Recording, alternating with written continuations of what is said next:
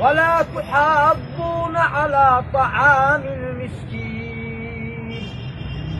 وتأكلون التراث أكلا لما وتحبون المال حبا جما كلا إذا دكت الأرض دكا دكا وجاء ربك والملك صفا صفا وجيء يومئذ بجهنم يومئذ يتذكر الإنسان وأنى يا الله له الذكرى يقول يا ليتني قدمت لحياتي فيومئذ لا يعذب عذابه أحد ولا يوثق وثاقه أحد.